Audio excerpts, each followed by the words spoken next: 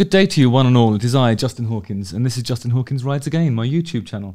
Those of you who have followed my YouTube channel since its infancy, you'll recognise that there was a period of time towards the end of last year, beginning of this year, when more or less everything that I listened to, I could sort of detect some influence, or it reminded me somehow of the Pixies.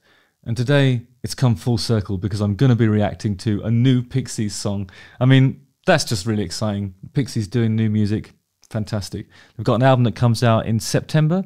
It's supposed to be released on September the 30th, 2022, which seems like ages away, but actually we're already in June. Where does the time go? And I'm wondering if they're so influential, have they influenced themselves, perhaps? Do they sound like the Pixies? Are they parodying themselves? I haven't listened to it yet, so let's find out. Justin Hawkins rides again. I ran out of breath there because I took a sip of coffee too near to the singing of the theme tune. Again.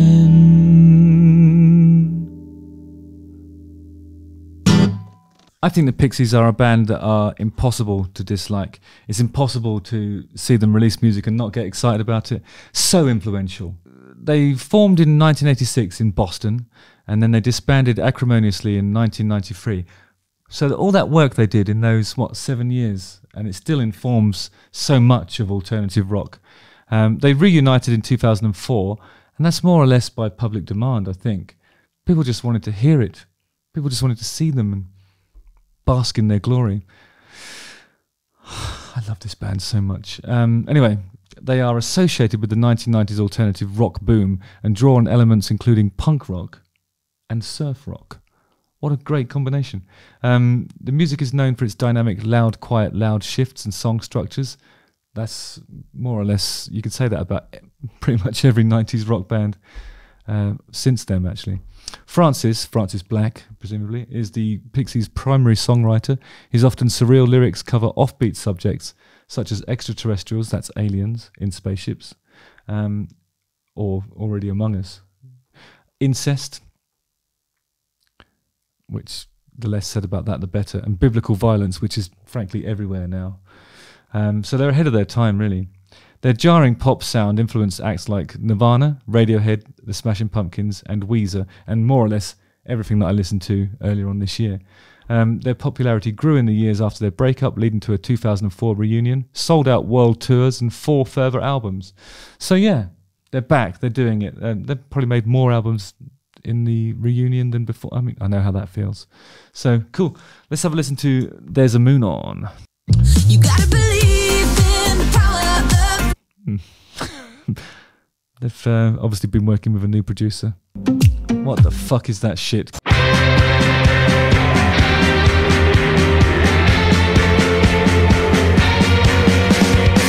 Dun dun dun dun dun dun dun dun dun dun dun dun dun. Where do I know that from?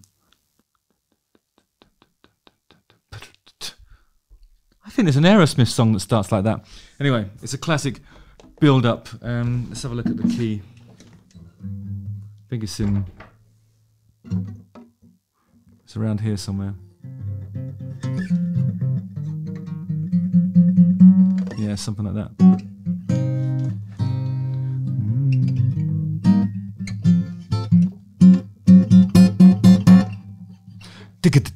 Yeah. All good so far?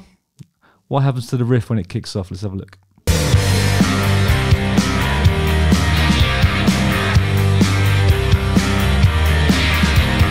It's one of those things where it sort of sounds eerily familiar, but kind of they're sort of ploughing through this G minor. I think it's a C minor, and then a major chord, which seems to be like a E flat back to. It's really easy. If you put the capo on the third, then it's really just an E minor, A minor, C, A minor.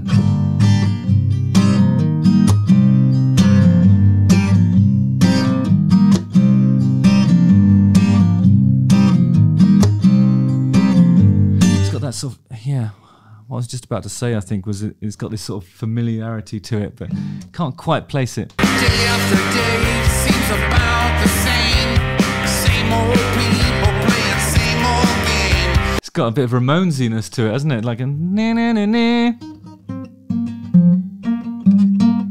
Na na na na na na na na. Yeah. Reminds me of, what's that song called? I Believe in Miracles, isn't it?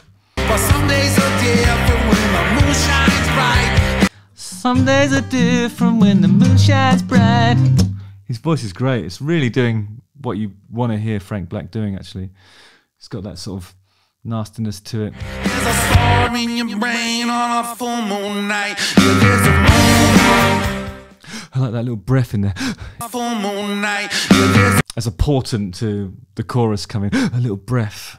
It's good. That's the sort of thing that pop producers try to edit out.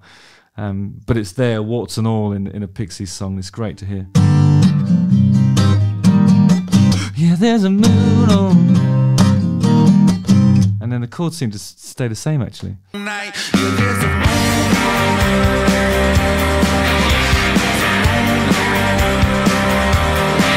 Moon on. There's a moon on. Moon on. This is the other harmony. So it's like, that's the harmony there. So it suggests that the whole thing is in G minor, I suppose. Na, na, na, na.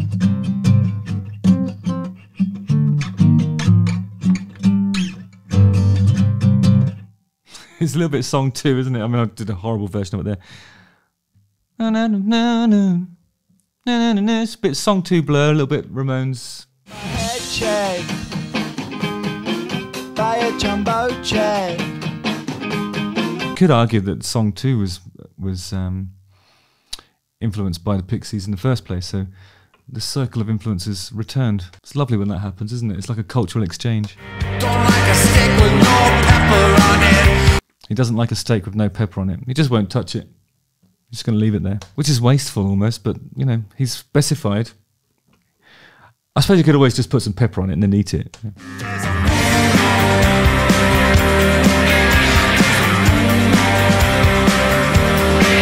So this is really of the 90s, isn't it? This sort of the way the drums are approached. It's kind of hitting a ride cymbal. I think there's probably a tambourine going off in there as well. And you can just imagine at the indie disco, if you'll permit me a little bit of a little dance. There's a moon on. There's a moon on. Just imagine that, can't you? A very wise person said to me once that, you know, the kind of music that you listen to and the way you dance to it is something that a prospective romance partner will look upon and assess your lovemaking style. And so that's why I think that's the difference between rock as we know it and indie. You know, rockers are like this. So you can imagine like a bit more of a sort of involved lovemaking style. It implies that, doesn't it? But I think a more sensual, tender lovemaking may ensue if your partner dances to indie music in that way.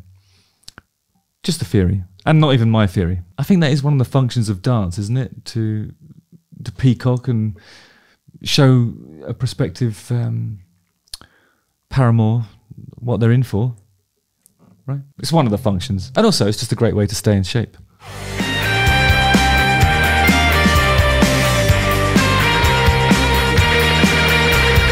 Harmonised guitar solo. What is this? We're listening to Pixies or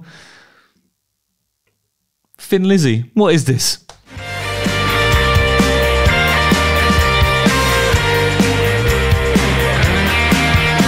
I mean, I'd even say there's something a bit sort of Noel Gallagher-esque about the lead guitar approach in this.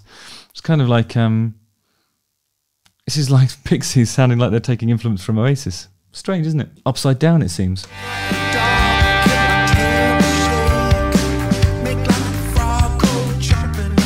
I mean, I think thank God for this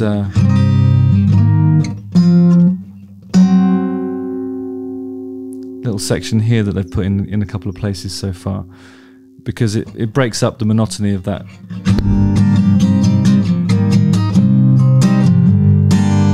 Which, you know, to all intents and purposes, the whole song could be that, really.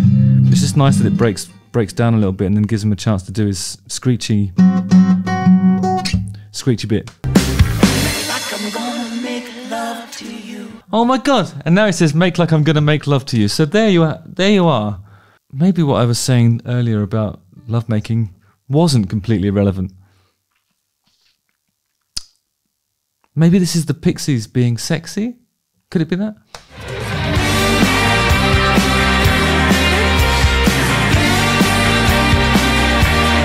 Loads of guitar, lead guitar stuff in it, and some sort of slightly unexpected hi-fi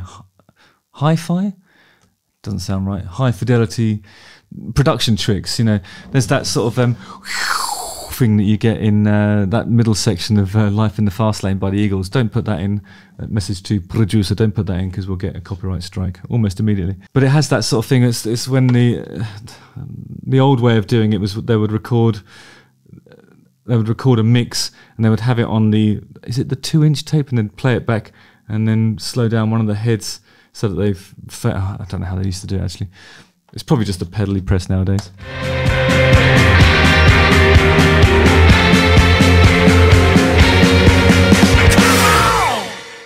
Come on! So yeah, it's pretty straightforward, isn't it? I mean, it just does the same thing all the way through. This has like an echo of song 2 in the way the sort of melody and the chords interact with one another, but it doesn't have anything like the dynamics that song 2 has. So it's much more of a sort of linear sounding thing that you start dancing to, and there's no sort of enormous guitars, and it doesn't take off at any point.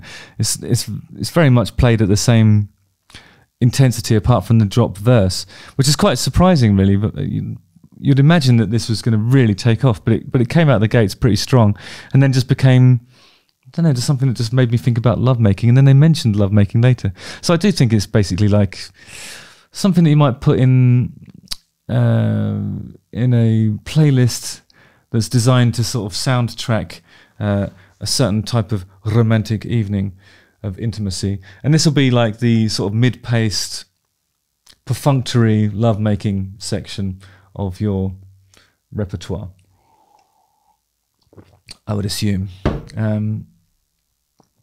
It's almost sort of, I don't know, meditatory, the way it kind of just does that thing. There's a couple of little left turns in it, but nothing too startling. It's kind of, feels like the Pixies in a lower gear, really. There's much less dynamic variety in it than you would expect if you'd listen to, you know, Surfer Rosa or Doolittle. Justin Hawkins writes again.